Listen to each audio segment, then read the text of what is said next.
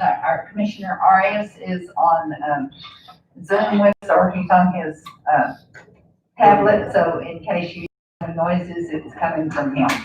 So it's not us. So, all right, so this is August 27th at 6 o'clock, City Commission meeting. Our invocation tonight will be given by Ralph Lopez, and I will lead the Pledge of Allegiance. So please stand, and gentlemen, remove your hats.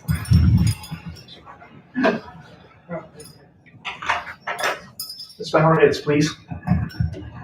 Dear Heavenly Father, we just want to thank you today for allowing us to work for our citizens, Lord.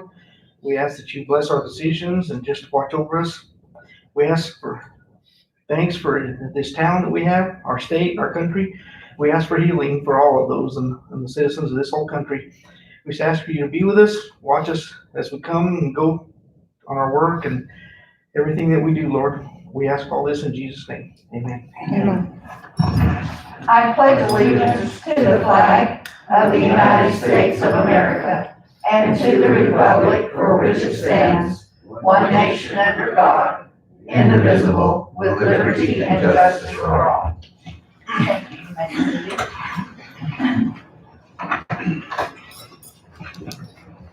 Are there any considerations of changes or deletions to the agenda? No, go ahead. I'm gonna have to delete my legal contract, item 6B. 6B. I was not able to get amended contract for signature tonight. Oh, that for the copiers? Yes. Okay.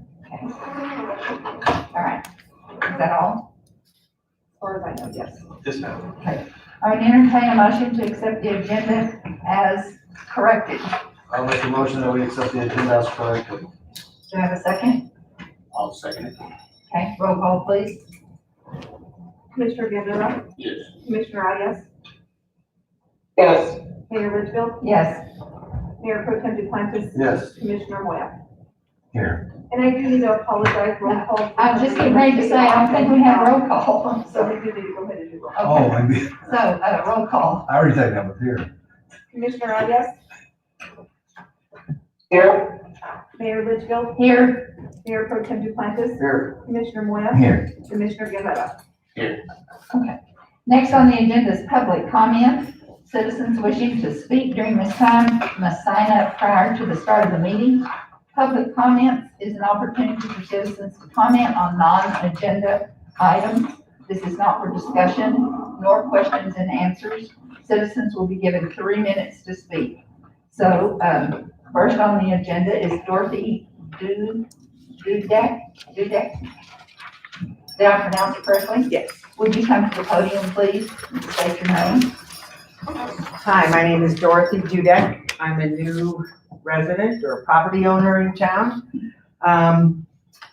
I'm here to bring attention to an issue I have with what's happening in my neighborhood. And I just recently found out after being told an artist was going to be moving into the building across the street from me.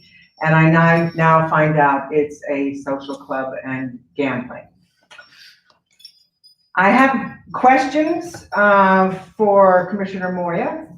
I'm under the impression here that the alcohol and gambling license was supposed to have been turned into the state about 2 months ago from the Knights of Columbus, and it was not. And I also believe that there's a conflict of interest between your clinical practice and the organization. As they said today on a phone with the state, this is the Zia Club that wants to move into that space, that they stated they help finance your business, and you're listed as as the building landlord. And I feel that there's a conflict of interest there. And how can it be legal? My other question is, how can it be legal for an organization that went bankrupt, meaning the Knights of Columbus, and sold off their property to reopen in another name using the same license to be transferred And I'm wondering if the Knights of Columbus paid their debts after filing bankruptcy when they sold their building, or is this just what happens in this town?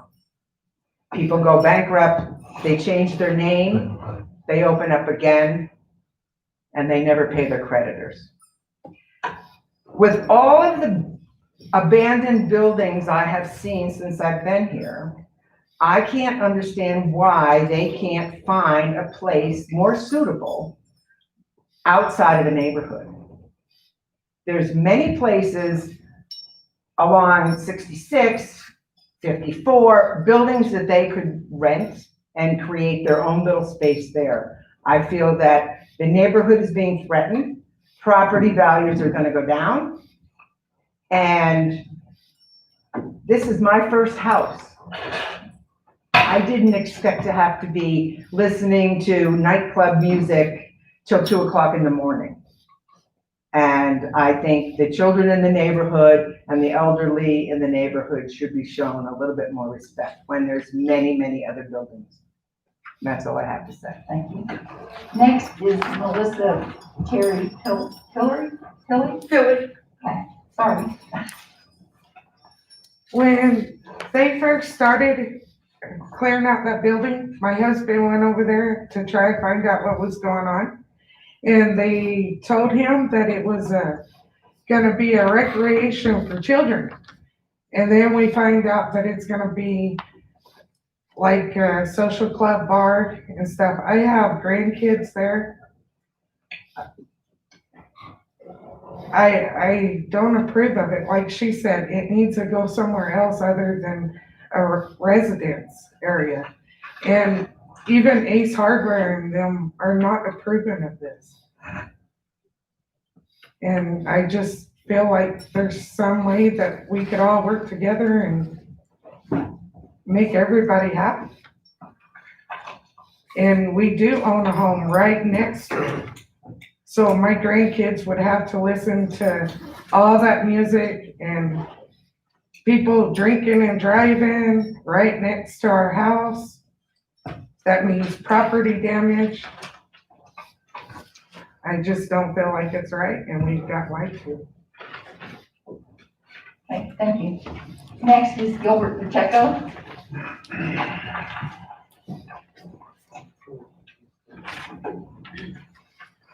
Good evening, Commissioners. My name is George Pacheco. I'm here this evening because when we were having meetings by phone, Commissioners, and you remember this, we were having meetings by phone, I called Mark, and I thanked Mark for you on that pontoon boat. But what I'm not gonna do tonight, Mayor, is I got something to show you. And this was brought to me by a person from District 5 of what he heard when you had an eavesdropper working for you. And you know who this eavesdropper we're talking about. I like for you to have this. I think you look at this. What I'm talking about, Commissioners, this eavesdropper, we were talking, and we were getting ready to be in line for the next commissioners for the meeting, for us to be able to talk to you on phone. This eavesdropper came to you after the meeting and asked you a question. And I'm gonna remind you of this question she asked you to define a word for her. And this is the way she said, what does jodido mean, Commissioners? Did she not ask you that question? You remember that? I don't remember. Oh, you gotta remember it, 'cause you No, I got don't to have to. Well, then, remember. well, you don't have to, but anyway, that's what happened. And she said, Mayor, what does jodido mean? Is that the only word? Yes, you did. What Did is you- the did word you, Mark? you're saying? Did she ask you that question? I recall the conversation. What does, maybe I said it wrong. What does jodido mean? That's the way she said it. I have never heard that word. Reading. And it was in your, KTNM radio was broadcasting that night and it's on radio. The person from District 5 that brought me this paperwork said, you know what, Gilbert? That's illegal for anybody. It's a city, federal, state or federal law. And then by her eavesdropping on that conversation we were having when we were waiting our turn, she was eavesdropping. She had no right bringing up that word unless she brought that word up to you, Commissioner. I'm sorry, but you are dead wrong. on No, that. I'm not dead wrong because it came out on the radio, Mayor. No, I did not say it on the. I radio. didn't say you said it. I never said any of you said it. I'm telling you who said it. I don't eavesdrop. I didn't say you were eavesdropping, but part don't you not understand? I'm not bringing you up on this. I'm saying a person came to you in this commissioner's meeting after the meeting was over with, and she asked you, what does illegal mean? That's what she asked, and I'm not lying about it on radio. Look at your picture and look at your report, Oh, yeah. and I hope you do. She asked you that question. I think that lady was Rachel Adia. I think that lady was Rachel Adia that brought that word up. And she did say jodido, because she did say that word. And I can explain what jodido is, but that's not the only word that was used when we were talking. She had no business eavesdropping. She had no business eavesdropping, Mayor. And that, we're not here to eavesdrop on, we were here to come to, we have the same privilege anybody else has here to come and talk to you by phone or in person. Yes, you And she had no right in eavesdropping. She had no right eavesdropping. Mr. And nobody, wait a minute, I'm not done yet, Gladys. But the thing about it, I'm talking about nobody confronted her with it, nobody disciplined her with it, nothing. The code of conduct they follow there did it to Planet. But I don't understand. Now you're gonna play stupid, you don't understand. Well, I'm walking out of here. You know what? Look at their damn thing and quit lying. Quit lying to us. Mr. Pacheco, if I may, sir, it wasn't the eavesdrop, it's me, Martinez. It was you then? No. What I'm gonna tell you is, so what happened is you called into this go-to meeting, and what happened is your phone was not on mute and you were having side. No, but she had no business eavesdropping anyway. And then don't you start coming, because I asked you that question, Martinez. I asked you that question. No, And sir. you told me, no. We were not eavesdropping. This is. I didn't say you were, I said she was. This is open. Your to the- employee was. Anything that gets stated on this, if you did not mute your phone, is open to the general public. The whole public could hear whoever's on the phone call. Did you hear it? Did you hear it? She said you didn't hear it, you didn't hear it. The only one that heard it was Rachel Arias. And right now, I'm telling you under the code of conduct of Planet that we served, you better follow your code of conduct and you better be disciplined, if not fired. And I'm telling you right now, because you know you created this. The same thing you created with a pontoon boat. And that's another question. I won't bring it up tonight. But right now, Mayor, I'm looking at people that are lying to me to my face. They don't remember what was said. Boo, that's a bunch of bull crap and you know it. About tonight, you tell Arias, you better go. Hey, That's leave cool. now, your 3 minutes is up. I thought so, Mayor. Thank you very much. Lopez, your Quit next. lying to us.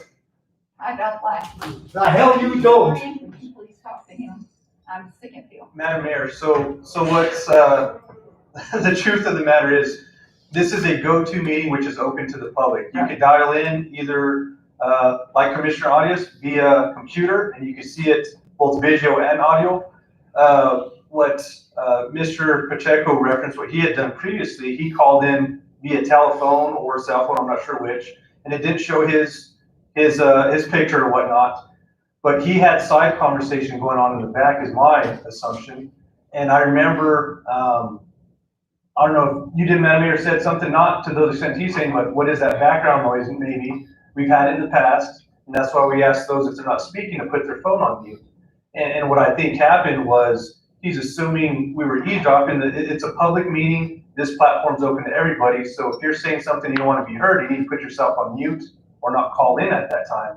And I believe that's the truth to the matter of the fact. And I don't agree with his comments, but for what it's worth, it is open to the public. So whoever's tuning in to the go-to meeting right now, they hear all the comments that I'm making, anything that's coming over through audio. So when somebody calls in, if they do not want the general public, anybody else to hear what they're saying, then they would need to mute their microphone on their device, whatever they're utilizing. I'm just kind of confused about the accusations, and I'm not even sure what he was getting at, because this is the first I've heard about it. Me too. So I'm actually, he got me confused already with, everything he was saying up there about the eavesdropping and everything else, and, No, sir, I could guarantee you we're not eavesdropping. It's just part of this public platform to give, the community a chance to voice their opinion. And unfortunately, everything can be heard. If you do not want to be heard, you need to put your mic on mute. Okay. All right, Ralph Lopez, you're next.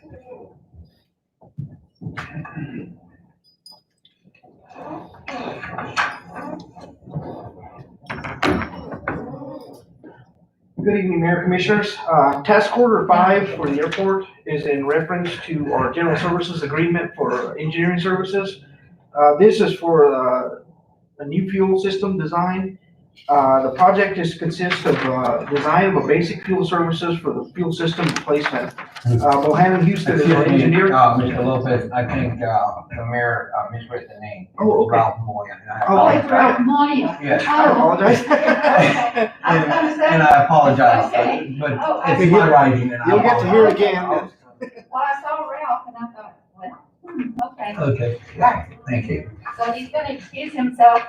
Oh, excuse me. He's gonna. I'm gonna recuse myself as commissioner and come in as a private citizen, for my District 1, and also the fact that I own a huge amount of property on the 400 block and, both, on several of the streets. Thank Okay. I didn't think we were in the business you. meeting. No, I didn't think so either. But I'm kind of shook up from the last one. So, Yeah, you guys should have been here 5 minutes or 10 minutes ago. I needed you then. We will address that in future meetings. We'll have someone present at the time. That's not gonna happen again. No, ma'am. let the record reflect, my name is Ralph Moya, and, I have interest in a building that, the first speaker talked about this morning. Actually, that building, I purchased quite a while back. The whole deal behind it is, there was a lot of, things that were available, that I wanted to see what would be suitable for the community. It's not a residential anymore, it's considered to be now a commercial district. And so we toyed around with a lot of funding, a lot of grants, and it could have been a homeless shelter, there was plenty of money for it. It could have been a recreational program for the mentally ill, but I decided to maybe something more that would go with the business community. Because under both of those, under the eco housing, nobody can protest on it because they are entitled to be able to be housed and something like that. You don't have to go through here. First of all, I don't know where the lady gets her information, but it's here, there, say, I guess the gossip scene, she very quickly got into it in the community. But the whole deal behind it is that, first of all, it has nothing to do with any of the organizations she talked about.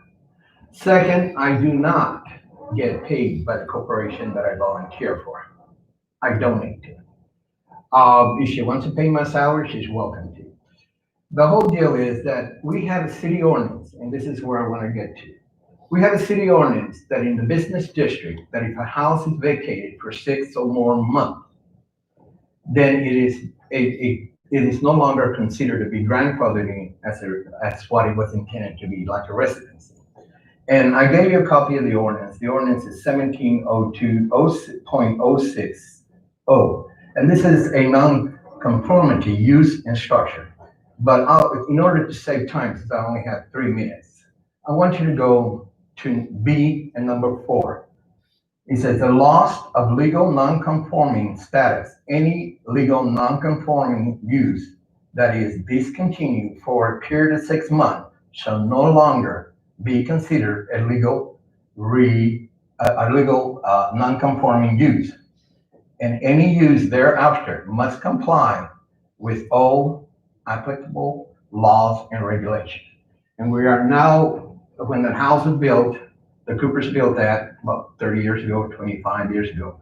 It was still residential. We went into commercial what is it now? Commercial, C1 commercials in it. And anyway, so the deal is they're doing a lot of remodeling. And I think, is the city applying and checking on them, make sure that they comply with the new rules and regulation of the codes for commercial uses, because that's what the regulation of this ordinance now is important. So on the construction portion, that is regulated by New Mexico Construction Industry Division, the CID. Unless something was triggered, it's been brought to our attention, code enforcement isn't just going out to residences to check on that. But you are correct, it is a commercial zone district. Up and down First Street, Second Street, you have C1 general commercial as well as C2. And I agree with your interpretation of the ordinance. And that's something that the city will need to take a stance on if they want to enforce that. if they would like to possibly reconsider amending the ordinance to allow for mixed-use zoning. But that's gonna have to come at the discretion of the commission. Well, and the only reason I wanted to make sure that, the public understand is, I don't know where she gets her information, but I have nothing to do, I'm not even a member of any of the past clubs, and whatever they do with their money, that's their problem. I don't even go to church anyway. Is that 3 minutes? Okay. Let me just say one thing, is everything that is done, and it was told to the state today, is under the state compliance and regulation and licensing. If anybody is out of license and out of compliance, it's Ms. Dorsey, because she's not following the code of the city of Tucumcari structures. Thank you. Madam Mayor, if I may, just to elaborate on the earlier comments, I do want to let the public know, anyone listening, that there is a process to the transfer of a liquor license. And I know the state has their own public hearing, which, as the state, I wasn't aware of that until today. But the city does also have their own public hearing. So at that time, the community and any citizens either for or against this, for the transition, this is specifically for the transition of transferring the liquor license, they'd be able to make those comments at that time. I just want to go on the record, the city was not trying to be deceitful or hide anything. The public comment period for that portion for the city to vote on it will be coming in the near future. And that will be advertised as well and also open to the public. I want to ask, somebody posted it in the newspaper. That phone number was wrong and the email is wrong. So how are we gonna find out which meeting we can call and get the right number for? For the city. Ma'am, I'll address that, Madam Mayor. I did receive a phone call today for that instance. Unfortunately, those advertisements are placed by the State of New Mexico Alcohol Division. I have no authority or say over them, so I'm not sure if it was a discrepancy from the state that didn't get that published correctly, or if it was an error on behalf of the newspaper, I'm not sure. But that is not a city, I do not have authority to correct that issue. That's unfortunate, but I can tell you, if it comes to the city and it's advertised by the city, we'll make sure that it's correct. But again, it will be open to the public, just as all of our city commission meetings are. There were several people on it, so actually, it wasn't that big of a deal to figure it out. They forgot 10, and anybody knows it had to be 4 numbers. But still, Commissioner, that would be hard to interpret where the zero goes. Yeah. Okay. Next on the agenda is the consent agenda. This is approved by a single motion. Any member of the commission may request an item be transferred to the regular agenda from the consent without discussion or vote. And under the consent agenda is approval of the August 13th commission work session meetings and the city commission meeting for August 13th. So do I have a motion to accept the consent agenda? I'll make a motion, we accept the consent agenda. Do I have a second? Second. Okay. Roll call, please. Mayor Litchfield? Yes. Mayor Pro Tem DeSantis? Yes. Commissioner Moya? Yes. Commissioner Evans? Yes. Commissioner Reyes? Yes. Next on the agenda is the financial report, that will be given by Rochelle Arias. Good evening, Mayor, Commissioners. It's mine. It's mine. Next to you. That's what I'm. Okay. Okay, before I begin, with the attachments that I included, I wanted to go back and answer some questions that were given to me, in one of the previous commission meetings. One of the questions was about the pledges that we have with the banks. Commissioner Moy, I believe that was your question. Yes. I have reached out to, First National, I'm not sure what names they're going by. And I did get some information on it. So I wanted to go back and give a little bit of history. Back in October of 2019, I went back and looked when we were still banking with Wells Fargo. Mm-hmm. At that time, we had $8 million in the bank account. Taking off the $250,000, which is the FDIC amount that's covered, so that would be $7.7 million. Wells Fargo had only pledged collateral of $3 million 9, so that was like 51% of That's of better. our assets that were covered. In June of 2020, I went and looked at what we have with First National Bank. And we have, at that time, we had 9.7 million minus the 250,000 for FDIC, put us at 9.4. They had us pledged with 6 million, so they were covering us at 63%. Citizens has collateralized us at 55% when we were still banking with Citizens. I did reach out to Garrett, and he said that he does have some other like cities and schools and counties, and they do choose to collateralize at 100%. If the commission wants to do that, we can. We won't be getting the interest that we're getting because it's going to cost more for them to collateralize us at 100%. But, so that's up to you guys if you want us to. Yeah, and the question, the reason I asked that question was because we're looking at the money that belongs to the taxpayers and we have to protect it in this way we can. And and I knew the insurance was only so far. Right. And that's why my concern was that, we have to look into this because, first of all, if an institution of the financial institution goes under, one of the things is 100% of that is not insured will no longer belong to that owner. Right. And the reason I know that is because I was a shareholder in one bank, and that's what happened to me. We lost anything that was not insured was automatically retained by the federal insurance company. Right. And so that's what's my concern. My concern was that I did not want the city of Tucumcari to not have that choice whether they wanted to go 100% insured or not. Right. And that's why the diversity, maybe at some of the funds with different banks might be, if they can go 6 million in one bank to ensure that we would be insured that much, you know what I mean? Maybe we got. At every bank, no On every matter bank, which yeah. one you do, because even if it's 50%, which is the state statute requirement, so even if you move money back to Citizens, it's still only gonna be Yeah, and I collateralized understand at that part, I 50%. understand that part, but the whole deal is that I'm more concerned of the fact is that I know we do get the 250,000 secure 100%, but that's about as far as it goes. Right. But, and that's why I brought it up, because I was more concerned of the loss that But we again, could take. remember, First National Bank currently has us collateralized at 6 million, And that's. plus the 250,000 on top of that. Which is good, Just but the whole deal is when they did the bid for that, they did not talk about that part. And that was my concern when I looked at the financing, and I know how banking works. Well, we can, and they will, we just have to tell them But which yeah, way but we I wanna also go. don't want to lose the interest we're getting, the interest is. We can't, we won't be able to do it huge. both It's ways. it's extremely good, and we need that money, but that's something the commission will have to discuss in a work session. And I believe all banks are gonna charge you more if you, have them pledge collateral at 100%. You're not gonna get the interest rate that you're getting currently. Correct, and that was my concern more than anything, that the commission has to make that decision, and if they want to go in the percentile of the insurance, that's perfectly fine. You know, it's their decision. I did do a little bit more research on AIM Bank. AIM Bank has $2 billion in assets. They recently were sold to a group called Heartland.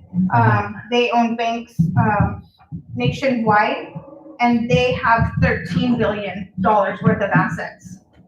This bank that just bought out AIM Bank, which is also, they are taking over New Mexico Bank and Trust here in the state of New Mexico. But wasn't there was a question whether it still was allowed to merge or not? I don't know if that's. It is, you're allowed to bank with one bank, and I did look No, at that. hold on a second. For one bank to find the other one, I think they're still in limbo there. So it's not, the thing that the commission has to look, and also the finance department has to look, is keep looking at the bank's, security and how they're doing, and on their auditors, and that would always keep us in check. Well, just also remember, the commission is the one who approved for us to switch to First National No, I Bank, understand so. that, and I'm not saying anything about you. It was great, and it was about time that the commission, that was my recommendation, that we go in and get a higher interest because of the amount of money we were doing. Right. Because one of the banks, if you notice, is when I was looking at the statements and the audits, was charging us, and it was coming almost to where they were using almost $3 or $4 million at no interest to us, and yet charging a surcharge, and there was a lot of charges there. Right. And that was what sparked it up. Right. And I understand, I'm not saying. And it's also only the department. Citizens Bank, the whole time that we banked at Citizens Bank, we never accrued any interest on that And bank I was account. concerned about that, Right. because this is a huge amount of money that It is. also gets the bank to be very solvent. Right. So when, we can discuss that more, and you guys can let me know which way you wanna go with the collateral. We can Mhm. do that. The other thing that you had questioned was on the Hoffman Bank account and the Princess Theater Bank account. Yes. I have reached out to our auditors on Hoffman. They Mhm. haven't responded back. I had, the city clerk look back in previous meeting minutes. Mhm. The previous finance director, I believe was asked that question, and he also did not know what it was for. I asked a previous finance Mhm. director. He does not know what it was for. I asked a previous city manager. He Nobody doesn't know knew. what it is. Nobody knows what Yeah. it is. The Princess Theater, I did find out from the previous finance director, and it was a local effort to raise money to restore the theater. Yeah, that's great. So Mhm. I don't, again, whatever you tell I me know, to it's not- do, it's we can not move the very- money, it's up to you guys, whatever we're No, gonna but do. the whole deal was that this is an account that continue to linger now. And it's not that big of a money situation, but at the same time, it's important to understand the budget, why we have things there. That's why I was questioning. It probably costs us more to, Yeah, but at the same time, it's shoot. a start up for the Princess Theater. If more people wanted to donate, they can add it to that account, and that's great. it probably Thank costs you. us more money to record that interest than there I is in know, there, but that's thanks a okay. lot. Okay, so going to what I have attached for you, the first attachment is a letter from DFA, and they have approved our fiscal year 21 budget, which is good news. What I want to bring your attention to is down towards the bottom in the bold. It says, due to estimated expenditures and transfers exceeding estimated revenue, your entity's general fund cash balance is being depleted. Yeah. We get this warning every year. They are concerned about our cash reserves in the general fund. I did reach out and, to my analyst to ask her how they figure out, and why we get this notice. She says that they have a formula that they use, and if the expenditures exceed the revenues by 5%, then we get the warning. Last fiscal year, when we, started our budget, we were at a negative 11.45%. And so the reason why I'm bringing this up to you is because Mark and I have talked about this with, the commission. There is a policy, a policy that's set by resolution that states that, we can only maintain our general fund balance of not less than approximately 15% nor greater than 25% of the general operating expenditures. So when we have to stay within that, it causes us to become into a deficit in order to meet this policy. Right now, we're at a 27%. So, you wanna take Yeah. over, Mark, so you can tell them? So this is something we've been discussing for the past few meetings. We discuss it every time budget has come up. We really want to emphasize this is the year we want to turn things around and we want to start doing things the right way. And this starts here with the commission. I'm pleading with the commission again, please consider changing that policy. We need to adopt, we could keep that resolution, just amend the actual section that states that and change the percentages. To put it in, I guess, some easier terms is each year we continue to start in a deficit. And thankfully it helped us out this last year. We were able to spare some employees. We didn't have to cut any positions, just ours. But unfortunately, moving forward as a city of Tucumcari, we're going to need to work towards getting a balanced budget. Next year, I know Commissioner Audias stated it, and Rochelle and I both would love to see a flat budget. We do not want to see a budget starting in a deficit again. We work diligently, and we do by the end of the year, we end up in a surplus. But imagine if we are in a $400,000 to $500,000 deficit at the beginning of the year. Imagine if we started at a balanced budget at zero, and we came back and ended up with that surplus of $100,000 like we typically do. That's about a $400,000 to $600,000 swing of savings that we could have every year, and we could utilize that to help pay employees what they're worth, to utilize that to have new pothole machines, to utilize that to have the equipment that our people out there, the boots on the ground, deserve to have. And by doing this, continuing this, we're going to drain, it's our cash reserve in our general fund, but I like to reference it as a savings. Everybody knows cash. They know their checking account, and they know their savings account. And we know if we continue to deplete our savings, it's going to run out. So we cannot do that. We need to budget better. And at the end of the year, we'll have this excess revenue that we can roll into the equipment that our people deserve to have. As you recall, and you remember, Michelle, remember when I was talking about the zero budget starting? And you winded up giving me some not excuses, but some explanations that I was not, but that's what I was talking about when and it's in the record. And I explained that starting at a zero budget in the general fund and other funds would really help so that we could then, at the end of the year, be able to see how much we had. And that was a question I asked, and you gave me some answers that I was still very questionable about. So this is what I was talking about exactly, because starting at a zero budget gives you an extremely advantage for the whole year, because now you know where you're starting and where you're going to end at the end. So we're, again, remember that we're talking about general fund. So when you ask that question, you're talking about all funds. Yeah, but that's normally on all funds according to the Okay, state. but if you look at the budget, all funds were at a zero except for the grants, and general fund was in the deficit.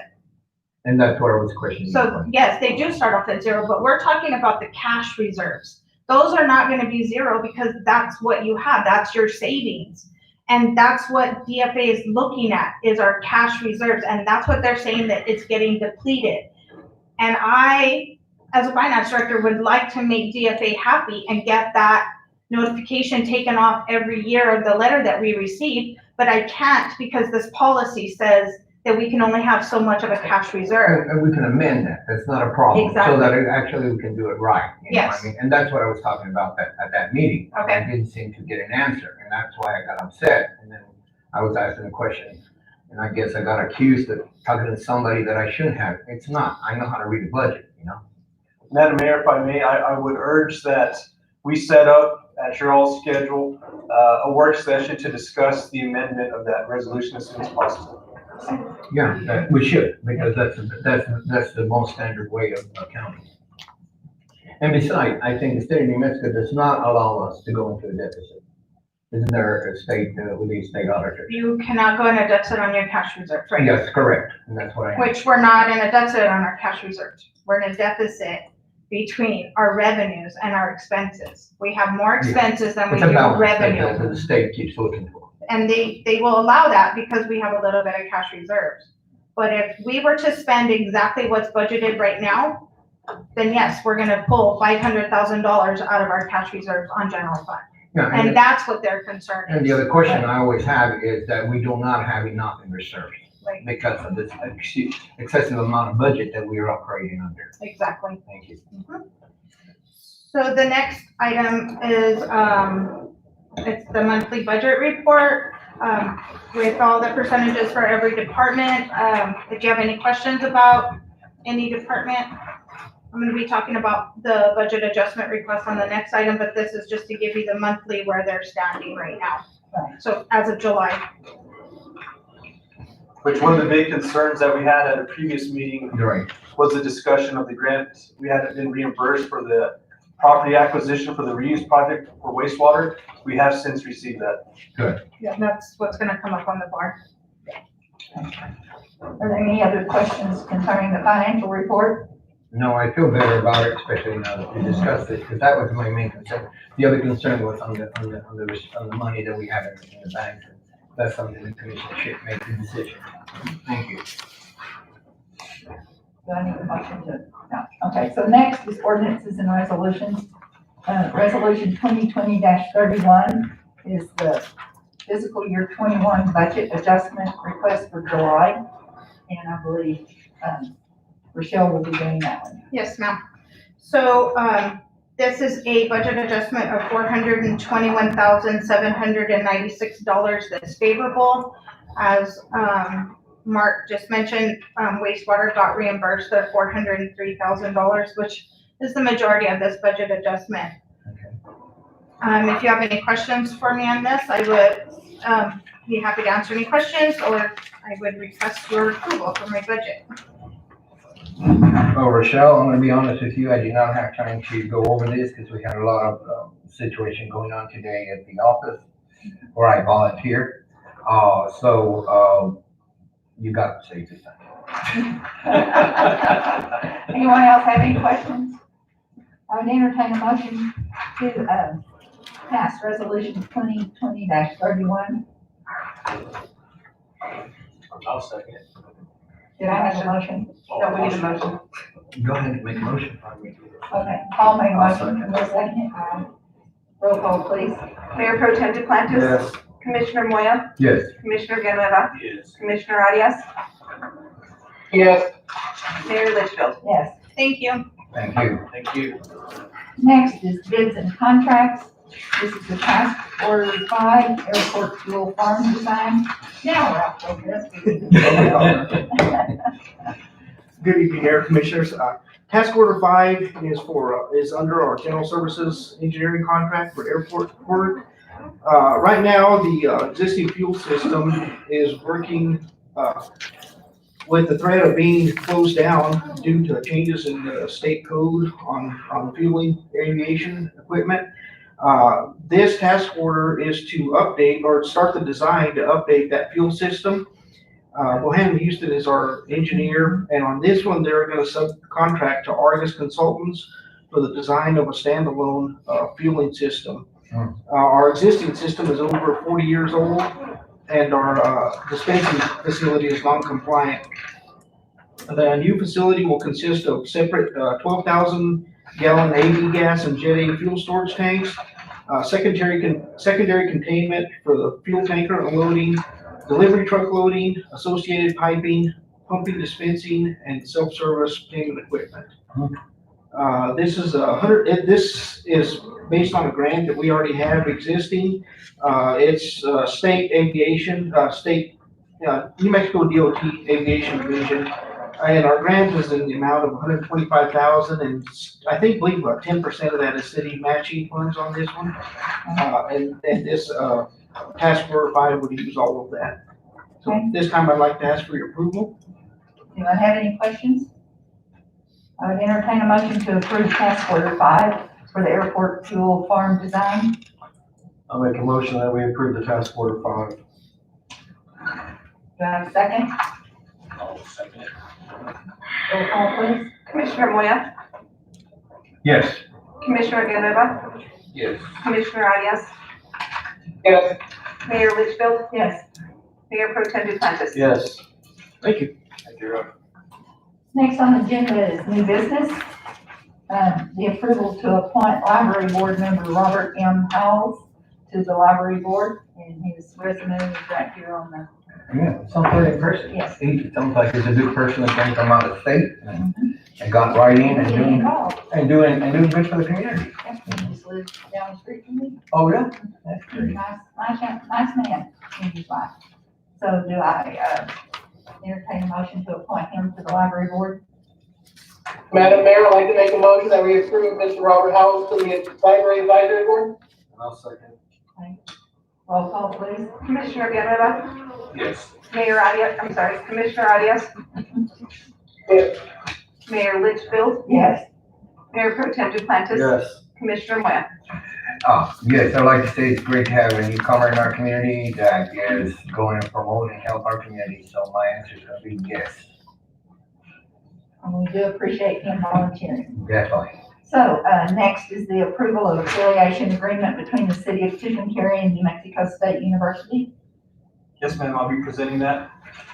So I sent this agreement out to our city attorney, Mr. Randy Hudson, and he did have a few comments. That's why it is not in the packet tonight. Oh, I thought you had it. And I was looking for it because I know about that water thing. So this is specifically between the city of Tucumcari and NMSU for the EMS program. What it allows is for the individuals to come do their clinicals here. There was some concern in regards to the original contract stated the city of Tucumcari Fire Rescue. Considering it's a contract, he advised and I agree that it needs to be specifically stated that it's between the city of Tucumcari as the entity and have some safeties put in place there. So we have made the corrections that Mr. Knudsen has corrected, and it's currently under legal review for NMSU. But with that being said, it is time sensitive. We're trying to establish this program and allow those to come here. We do have a hard time retaining and recruiting EMS.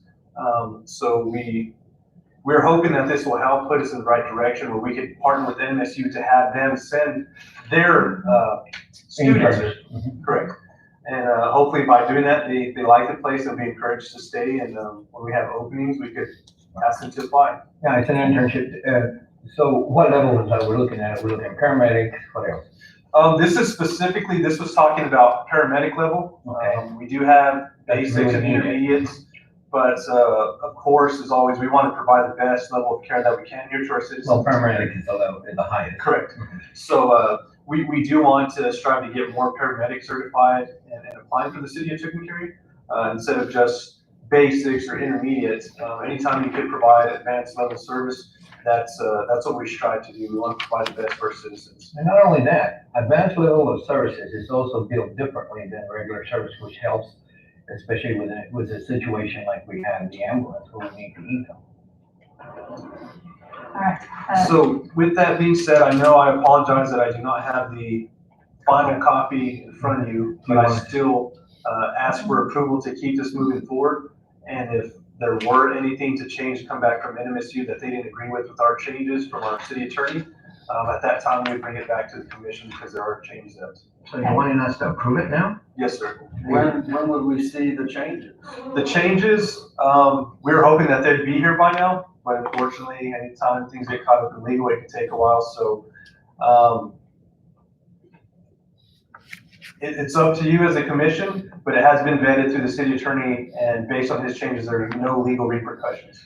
Let me ask you a question. Would you recommend that we table it until the next commission meeting? I'm sure the reason that is, this is a governing body. They're responsible for reading those contracts. At the end of the day, it's great recommendation by our attorney, legal and everything, but still at the end of the day, we have to answer. If it's not that big of an emergency, I would prefer to table it and have everything done for the next commission meeting. I agree with that. Okay, then I'll make a motion that we table it to the next commission meeting. I'll Thank you. second that motion. All right, roll call. Commissioner Arias? Yes. Mayor Litchfield? Yes. Mayor Pro Tem Duplantis? I think this is a good idea. I think I would like to see The final. but yes. Commissioner Moya? Yes, I think this is excellent because of the fact is in rural New Mexico, that's where we're having the most difficulty getting the professional help that we need. Commissioner Guerrero? Yes. All right, next is the approval of the Rainbird warranty for the golf course sprinkler system. Yes, ma'am, I'll be presenting that. So a few years back, the golf course installed a new sprinkler system, and it has done great wonders. It looks excellent out there. I actually took my wife and my two daughters out there this last Sunday, and it's looking great. With that, nowadays everything is electronic. It's all computers, and unfortunately, the parts to replace are very expensive. So with that being said, this is a continuation from what I was told from the current contractor that we have contracted to oversee the golf course. And what you see in front of you are two different options. The option I'm recommending to go with and that we approve tonight is the warranty for the 5-year plan with one annual lump sum payment. And the reason for that is if you were to break out these costs annually, year by year, you would actually save nearly $6,000 by going with that route. This warranty has already paid for itself in the past in that amount. And I would ask that you approve this to move forward. If it does get approved tonight for the 5-year plan, Angelica and myself will work on getting the sole source advertised to the state. And once the 30 days have passed, then we'd be able to move forward and speak with the contract on this. And it is sole source because it's specific to the type of sprinkler system we have. To my knowledge, I wouldn't imagine another company try to warranty a competitor's product. But I do stand for any questions, respectfully ask for the approval of the 5-year plan at this time. Okay, is that 5-year plan at 30,000? No, sir, the 5-year plan is 12,196. That says here 1 year. So if you see, on line item It's, number, okay, so then number 4, 12,196. excuse me, number 5, yes, sir. Yeah, number 5. And it doesn't go against the Bateman Act because we're not committing future commissions to this expense. It'll be a one lump sum paid out this year as soon as everything goes through. And it is budgeted for, and I've already talked to Rochelle, we do have money to do it. And I think it would be beneficial to the city of Tucumcari since we have had things go down in the past and it has paid for itself alone already, just in one instance, whereas this will cover us for the next 5 years. And you say we do have the money, where is that money coming from? Money is coming from the cash balance from the sheds.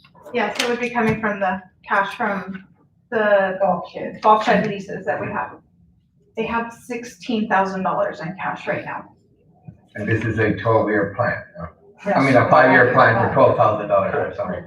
Yeah. Well, no, I know and I understand that, but my biggest concern is that we're looking at, and I know it's important to have the golf course, and I know that, but the budget has been so tight everywhere. And I notice that every time we do a contract with somebody to manage a golf, that's one amount of money, then we have another amount here and there. So one of these days, what I would really, really want to know is how much are we really, that golf course is costing us? Like, for example, the water, the contract that we pay the people to run the golf course, and this type of thing. The reason that is because, you know, we have other departments in the city that are as important as the golf course, but in our necessity, you know what I mean? And that's one day I would like for you guys to put all that together in this percentage to present to the commission. And we could present that quite easily, honestly. The difference with this particular item is it's coming out of money that they've generated themselves, so it's not taking out from the actual general fund, whereas some of the other departments are. The initial contract, yes, that does come out of general fund. Yeah, but we could also supplement that general contract from this, because it's revenue coming in from the golf course. And that's why I wanted a complete detail, so that I can understand how much money are we really spending on that golf course. And not little items like every time I see the budget, had to pay the water here, or had to pay the salary, had this, had that, and that, you know what I mean? Yes, Because sir. that will give us a better understanding, because we've got other departments that also are struggling, and certainly we've got to look at how we can continue to operate this community. And we did present that with the last contract. We were specific on, and you even made some comments yourself, Commissioner No, Moore. I understand that part, but. And we split up the utilities and we discussed exactly what was an expense to the city and what was an expense to the contractor. And I understand that part, but the part that I don't understand is now we're coming for this amount of money, and that should have been in the whole area, you know what I mean? Because that's what I want to know is, what are we spending on that golf course?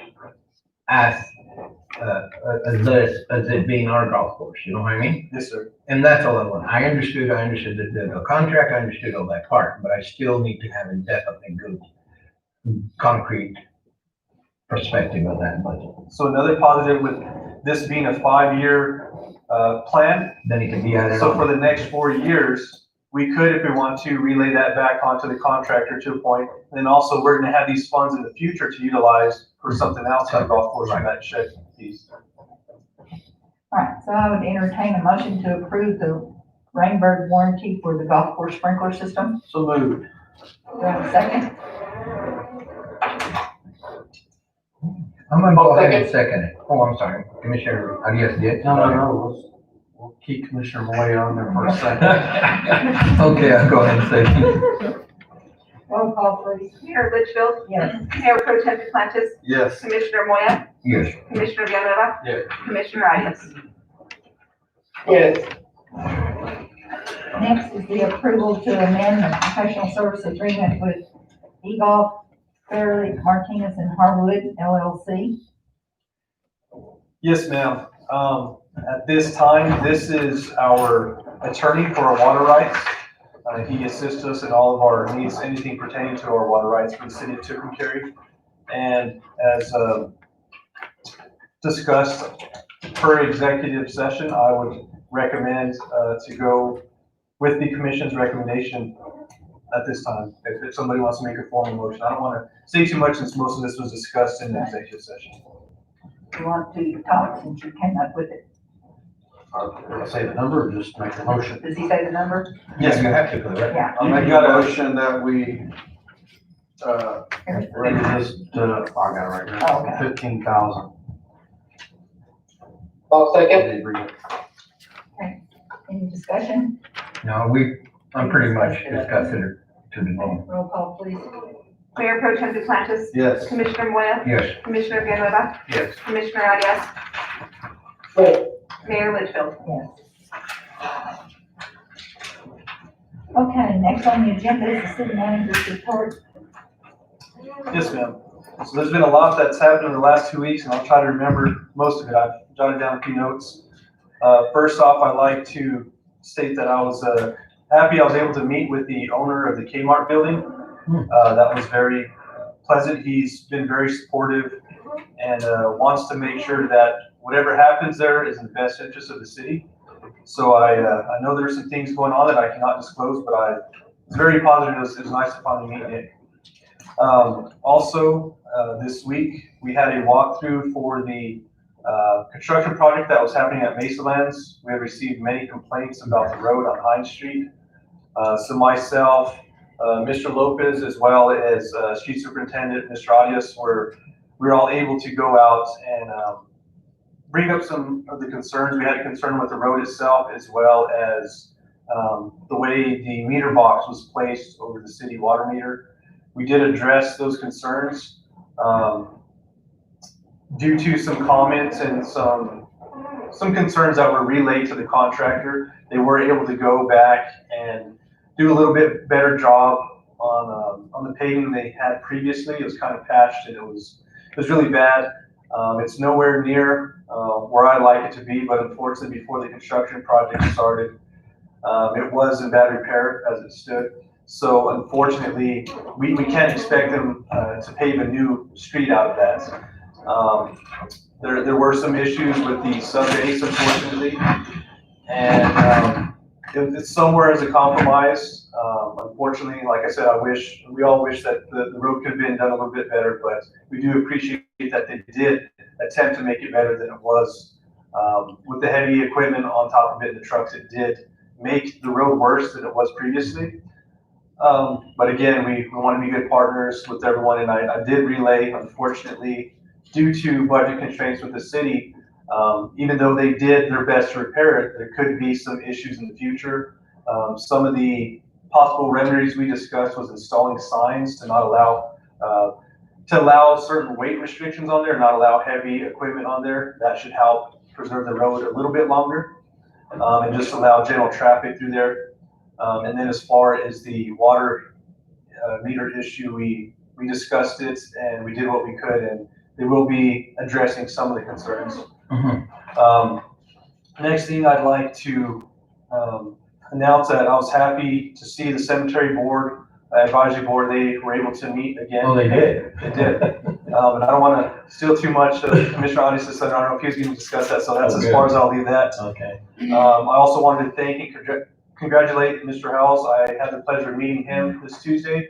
We attempted to have a library advisory board meeting. Unfortunately, we could not due to a lack of a quorum, but he's a very nice gentleman. It was nice to meet him. I think he'll do great for us in assisting us with the library board. Also, I've been working closely with our park superintendent to discuss some things that we need to be fixed at the cemetery. Of course, the elephant in the room is going to be the water pump. We've had issues with water out there for some time, since 2017, from the last time I was acting, I believe. But for what it's worth, we're going in the right direction. We're trying to resolve these issues. They have been watering by hand. They have been able to go out and repair some of the valves and some of the lines. Unfortunately, the ultimate fix is to get a new pump. As of today, I had the pleasure of speaking with Tomas, and he stated we're looking at anywhere between $10,000 to $20,000 for a new pump. 10 is the best case scenario if we're able to rebuild the existing that's there. It is obsolete, so we cannot find new parts. So the next thing is a new pump, which could be anywhere from $20,000 to $22,000. And that's why I emphasized earlier with the finance report that we really need to get on track with the budget. That way we do have those extra funds available for this without having to bat an eye. We know for sure it's there, where now we're on pins and needles wondering, we hope we don't have an emergency, we have to get through the year because it's really tight. So I just want to emphasize that again. The Northside Park, it's also being currently worked on right now. Did you get a call? I did as well. I received a few. I told them call him. It is a oddball size out there, 2.5-inch line. So the Parks is currently working on it. By the time they get all the parts in and it's resolved, we're looking probably another 1 to 2 weeks. But it is being worked on. I almost hate bringing this up, but I have found out some more information as far as the houseboat. Commissioner Moy and I have been talking about some possible solutions. He has some information and discussing a work session. And then I've also reached out to the name on the title that I received. I was able to get a phone number. So I'll be getting in contact with her as well as some of the other options Commissioner Moy and I will discuss at a work session. I'd also like to thank the convention center staff. They were able to patch the monument sign, the Route 66 Okay, sign. I saw him on the paper. They polished the chrome on it. We started one, they started one coat of paint on the front. It wasn't quite the color they were hoping, so we got some new paint. They will be completing that by next Monday, hopefully. They did a great job. Chris Grease was out there as well, helping them to patch the stucco. Of course, like anything else, we always refer back to the foundation. We want a solid foundation before you can start fixing the stuff up on top. Also, hours of Coronado Park, where everybody is allowed to dump the tree branches for free.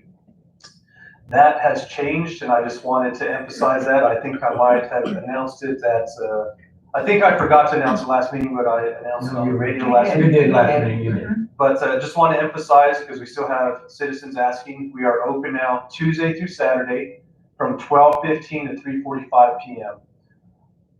So please, no illegal dumping. Please don't drop the branches out there outside the gates. One of my goals, we're going to start enforcing that heavily. So please, we provide a free service to the community. Please utilize it and pick up after yourself.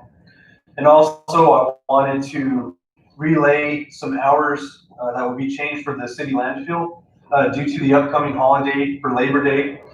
We will be closed in observance on the 5th, which is a Saturday. We're typically open on the first Saturday of the month. We're going to push that back to the second Saturday of the month, which will be September 12th. And we'll also be closed on Labor Day, Monday, the holiday itself, on September 7th. So again, we'll be closed the first Saturday of the month, and we will reopen on the second Saturday of the month in lieu of that. And that is all I have. Thank you, man. Okay, thank you. All right, next is items from commissioners.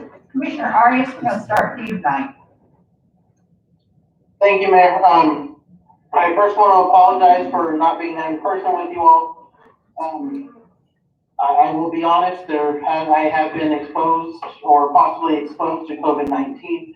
Therefore, I'm taking the precaution and keeping my colleagues and the rest of the public there safe until I find out. I will be testing tomorrow. So we're fine for now, but we'll figure that out tomorrow. I want to reiterate an item that Commissioner Villanueva mentioned, I believe, on our last meeting. I began getting complaints on the teenagers that are hanging out in the corner of First and the Boulevard. I know Marky had said that you were trying to find the owner and see what they're wanting to do with that. However, I am getting the complaints that they're jumping in and out of the street and just kind of causing a havoc there. So if we can patrols or even have officers just visit with them on the dangers of that and keep that intersection, keep that intersection safe. I want to thank Mr. Howells for his service to the city. We do appreciate you stepping up. We encourage all those who are wishing to make a difference and to carry to sign up for boards. The cemetery board does have an extra seat available for if anyone feels so moved to serve the city in that capacity. As Mark mentioned, we did meet the other day. It was nice being able to have an actual meeting there was, I believe it was our first meeting since we appointed some new people there, so there was just some catching up, there was some education and so forth. I think the greatest thing that the advisory board would like to see is our cemetery become a place that really shows off our love for our loved ones who have passed. The water issue isn't anybody's fault. That's unfortunately just an expense that we're gonna have to bite the bullet on and get corrected as soon as we can. So I know I've received complaints about the cemetery looking a little bit dry.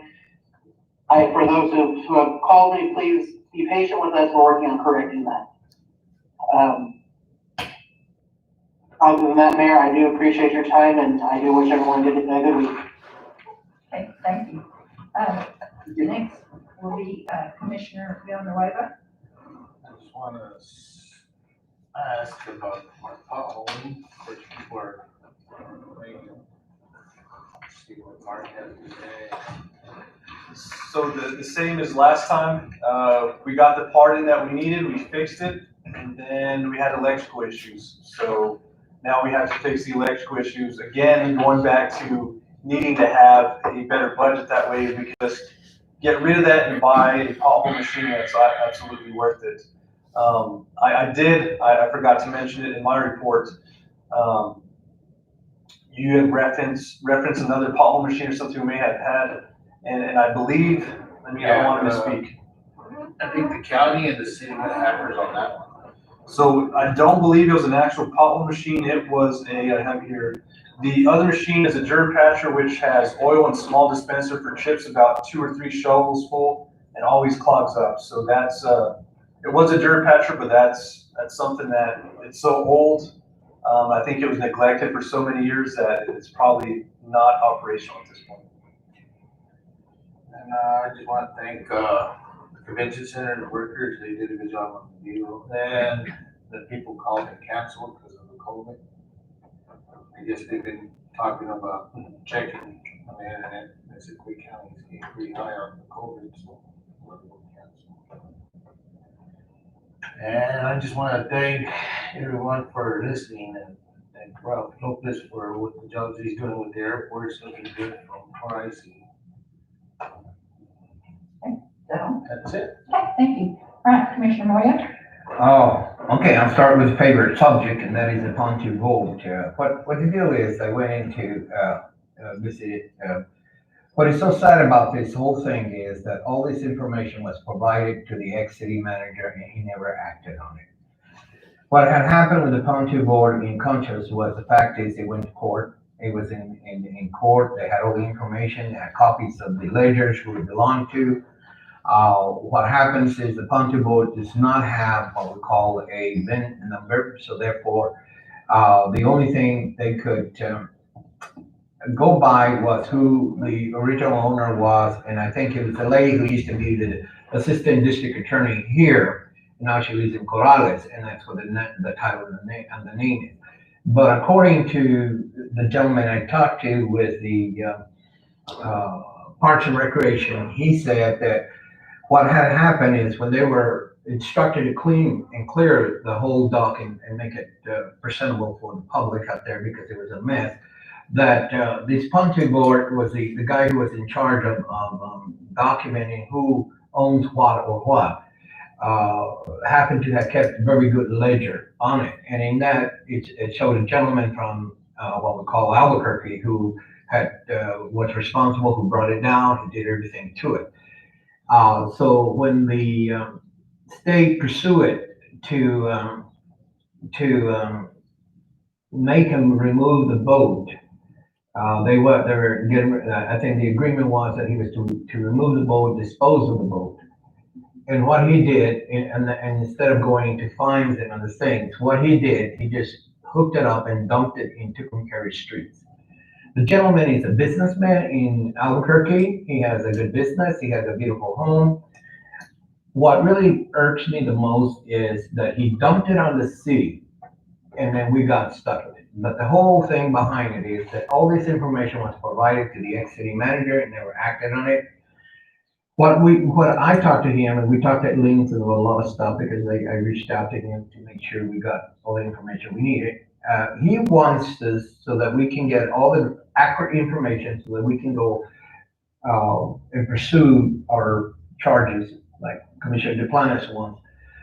He is both willing to come in and that we can hold a work session where he will go detail everything that they had done. And he's not talking, he's not gonna do it. He's gonna do it as an individual and a person who is taking an interest on the taxpayers of Tucumcari, not as any organization, any state entity or city entity or nothing. It's on his own. He doesn't represent anybody. He wants that to be clear. But he does have the documents and everything that he could show us and give us copies of. And if not, he said, you can always get all this information from the district attorney in San Miguel County, he said, because before they could even go to court, they had to establish who the owner was, and they were able to do that, so that was able to do that. If with the commission permission, if we don't have anything scheduled for the next work session and the next commission meeting, I would recommend that we go ahead and have him come into a work session so that we can get as much information as we can. Because this thing has become a nuisance, it created a problem, it created citizens angry at other people. And I tell you one thing, one of the things is that really irks me is that if this man thought he was funny because to come and dump it, and he left it in the middle of the street as you came over the railroad tracks, which you almost hit it.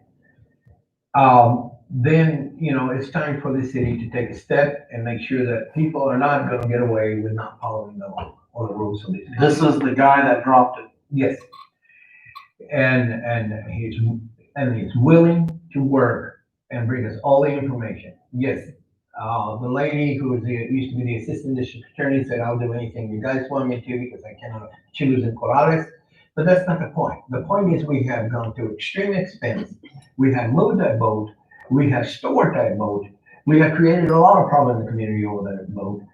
And the bottom line, we should not allow anybody to get away with anything. And therefore, we should go forward with the legal thing. And at the end of the battle, we should go and either he pays our attorney fees and everything else. And if not, we should do what we have to do. And so I'm recommending that he be coming to the work session on that to present the information to the commission. So it's up to you. I am for it. I don't know about the rest of you. Sounds good to me. Some of that may or may not be some of the information that we had access to. Yeah, he's bringing us all. He's bringing the ledgers. He's bringing us everything that he has, that he thinks he can. And if not, he said he will give us the contact. I think Tom Clayton was the district attorney that worked on this case, and it's all filed in the courthouse in San Diego County, so we can get all that information. And he said the sad thing about it is that I had provided all that information to your ex-city manager and nothing was done. And I'm gonna drop that there. Okay, the next thing is, I did contact our Charlie the other day. I think it was Monday or Tuesday. Somebody at the 800 block on Maple Street put some barrels with oil on the our Charlie Conservative District irrigation ditch. There's several of them, and they came, I guess, from across where that thing burned. What is it, the asphalt plant? And I did ask our Charlie if they could address it. I don't know if they did or not, but if not, I think we need to send them notice because that is a neighborhood and it's a neighborhood that takes a lot of pride and they're the ones who called me on it. Was it the contaminated soil? Have they started to? No, it's not contaminated. It's just a whole bunch of barrels, oil barrels. It's not soil. It's just the barrels that were, I don't know if they use them for oil or what. I don't know. I'm sure it's not the guy who owns the plant. I'm sure somebody who wanted it or something. I don't know if they got removed or not, but the director of the Archerly Conservative District said he was going to look into it to make sure he would have somebody remove them or do something. But if not, I think we need to call in and see what we can do because that's something that we need to look at. And it's no longer on the Archerly property? Yesterday no, it's right on the Archerly line. It's about 6 inches from the concrete irrigation ditch. It's on the north side of Maple. The other thing is, there was, and give me an update on what's going on with the Smith property. where are we at as far as that's the property, is it Smith, gentleman, that we bought, the 300 acres on the north side for the sewer, for the environment, for the water? So the only update I have to give right now is that we are currently out for a request for a proposal for engineering services. We have acquired it. We do have the deed in hand. Unfortunately, there's nothing we can do at this point until we acquire an engineer. And once they are under contract, which will come through the commission, then we'll design the actual project based on the previous preliminary engineering report. And then once that's done, we have all the plans and have everything ready to go with construction documents available to us. Then we'll go out to bid for construction, and then we'll actually begin construction on the project. And actually, we were going after a grant and a loan type thing. Had that all being given, had the city received that yet? Yes, sir. That's what we discussed earlier. In the finance report, this commission approved quite some time ago, funds to the Clean Water State Revolving Loan Fund. And we did acquire that. We approved that here. And we did receive the check. That's the only question I have. So to my knowledge, it is a reimbursement-based funding source. So that's why we had to wait. That's why it looked bad on last year's fiscal year. We spent $400,000 on the property. That made us look bad. And now in this fiscal year, we have received it. So we don't just get one lump sum check. It is in the form of reimbursement. Oh, okay. That's what I wanted, because it'll make the budget look a little better, because now we're not extended on the money that we took out of the general fund. And it does, but that money wasn't out of the general fund. It was out of wastewater's cash. Oh, wastewater, okay. I know it was one of the funds, but okay.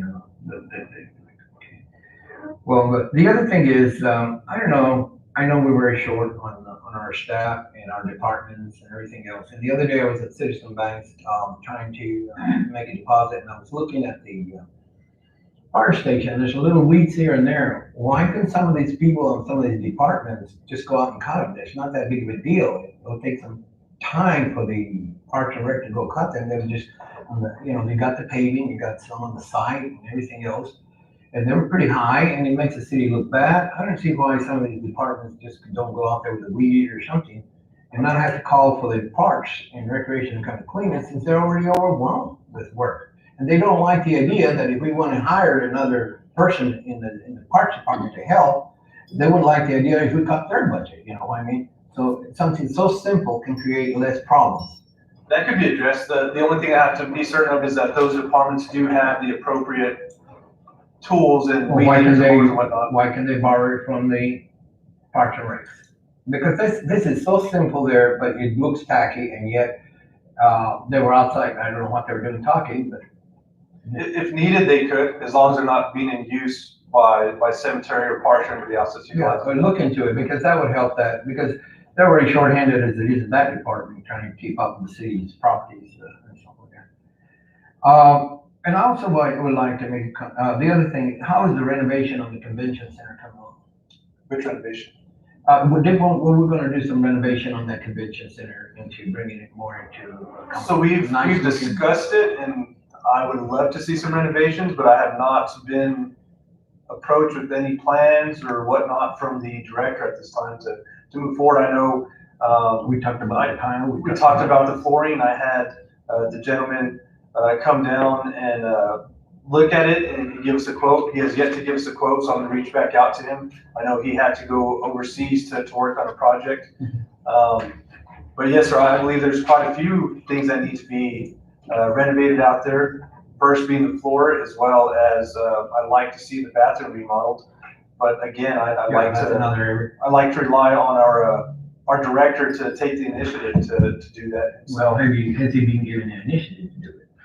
He should take the initiative. Well, you should encourage him too. Yes. And I know Commissioner Duplantis sits on the larger stacks, and I know they were about getting ready to finish paying for the convention center, and they're gonna have some extra cash.